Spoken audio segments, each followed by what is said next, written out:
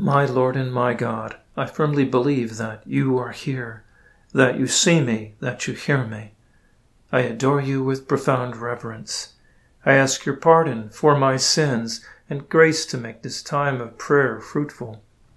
My Immaculate Mother, Saint Joseph, my Father and Lord, my guardian angel, intercede for me.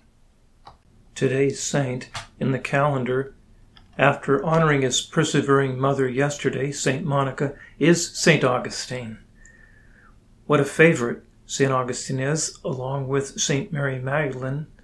Why are they favorite saints? Well, I think it's because, isn't it, you and I can relate. They lived lives like ours, not confirmed in grace, no, so that they never sinned or anything. No, they indeed fell, knowingly and willfully, and yet the call never left them. Lord, you called them back, and they humbled returned joyfully to love of you. Famously, St. Augustine said, Lord, late have I loved you. O beauty ever ancient, ever new, late have I loved you. With their lives in my heart, I can go on to today's gospel and see, Lord, what are you telling me in today? Jesus told his disciples this parable. A man going on a journey called in his servants and entrusted his possessions to them.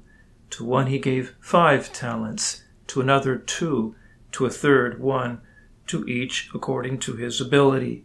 Then he went away. Immediately the one who received 5 talents went and traded with them, and made another 5. Likewise the one who received 2 made another 2. But the man who received 1 went off and dug a hole in the ground and buried his master's money.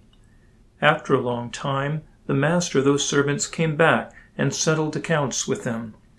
The one who had received 5 talents came, and bringing forth the additional 5, he said, Master, you gave me 5 talents. See, I have made 5 more. His master said to him, Well done, my good and faithful servant. Since you have been faithful over small matters, I will give you great responsibilities. Come, share your master's joy. Then the one who had received the 2 talents likewise. We skip to the one who had 1 talent. The one who received this came forward and said, Master, I knew you were a demanding person, harvesting where you did not plant, and gathering where you did not scatter. So out of fear I went off and buried your talent in the ground. Here it is back. Fear. This servant had fear of this boss of his. Have we ever had someone who was an authority over us, whom we feared, whom we thought perhaps didn't have our best interest in mind, our improvement, our livelihood, our growth, someone who had another goal for what we were doing? An employee to a boss like this, a mean boss, let's say, said, I asked the boss if I could get a raise, and he said, Because of the fluctuational predisposition of your position's productive capacity as juxtaposed to the industry standards, it would be monetarily injudicious to advocate an increment. I said, I don't get it. He said, That's right. No raise for you. Well, while there are many lessons in this parable of yours, Lord, what are you trying to tell me today? Perhaps I look at you the wrong way. Perhaps I look at you as a mean boss, one who has some other end in mind than what I should see.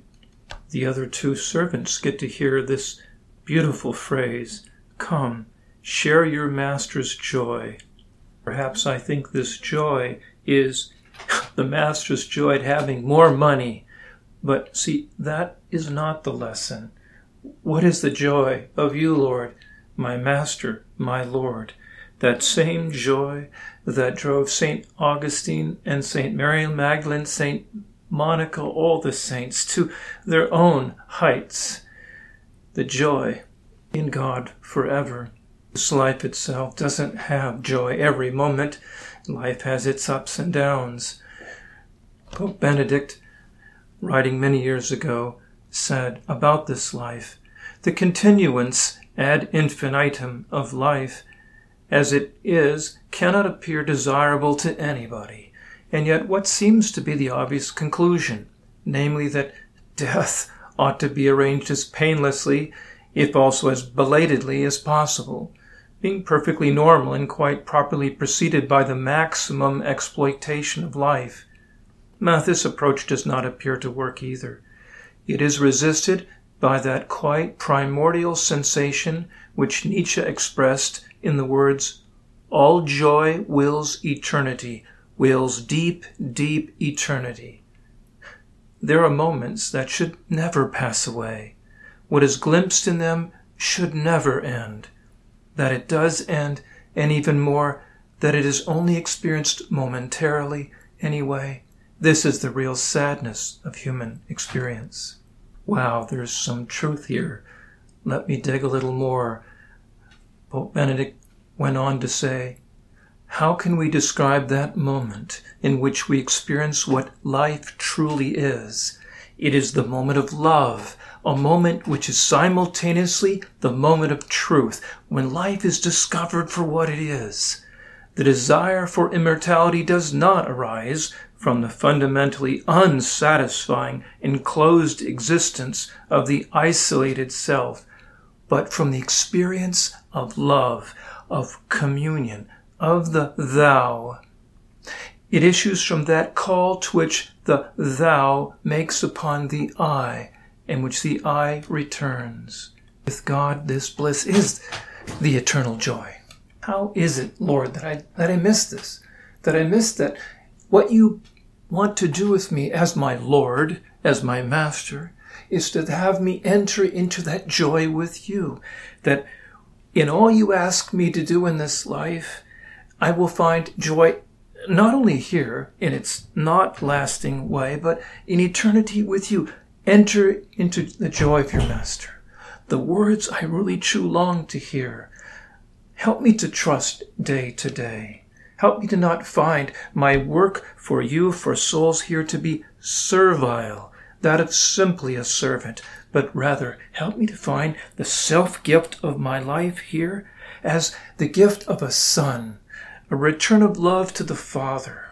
There are no cross purposes here. Lord, what do you want out of me? Not more money. The parable isn't about really money. It's about the person I am to become, the person I am already, a child of God, a daughter, a son of God, but that I must become a son of God on fire in love. Grant me more grace, because I get caught up in distraction and pleasures, and maybe even more than pleasure, in power, in my way. Peter Kraft says, power is a deeper desire than pleasure, though most of us do not realize this. Kierkegaard explains why. If I had a servant in my employ who, when asked for a cup of water, brought instead the world's costliest wines blended in a chalice, I would dismiss him. For true pleasure consists not in getting my wine, but in getting my way. If we have power, we can push the pleasure buttons at will. Power is broader than pleasure, because it includes power over pleasure. We are more threatened by a loss of power or control than by loss of pleasure, by little inconvenience we cannot control, like a torn nylon or a car that will not start, than by a great inconvenience that we make voluntarily under our own power. A little pain bothers us more than a great one if it is not freely chosen. We willingly, even happily, run through the rain to the store to get there before it closes to buy a cup of coffee for the one we love. Our tired muscles and sweating body are offered up as loving martyrdom. But let an insensitive boss command the same act from us, and we will curse him every step of the way. Lord, through the intercession of St. Augustine, St. Mary Magdalene, St. Monica, all the saints, may I not miss the fact that, Lord, what you command is for me to love you, to see your will freely, to learn to want to do your will, to want to lovingly fulfill your commands for my own good, for my own perfection, for my own sanctity. Lord, these great saints, they saw it. Send me that same grace you sent to them. Help me to wake up to not see you as the demanding master who has some other plan, but the loving Lord Jesus, you, Lord, who love me so much, doing the will of the Father which you call me to do.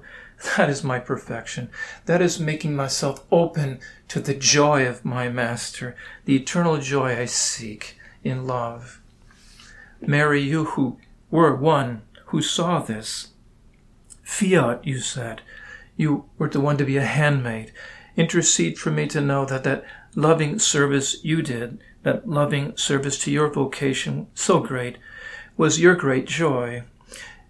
Intercede for me too, Mary, that I may not have the wrong idea of this life of mine. Mary, help me see the love, the call of God in obedience, and want to do it so freely, love to do it. I thank you, my God, for the good resolutions, affections, inspirations you have communicated to me in this meditation. I ask your help for putting them into effect. My Immaculate Mother, Saint Joseph, my Father and Lord, my guardian angel, intercede for me.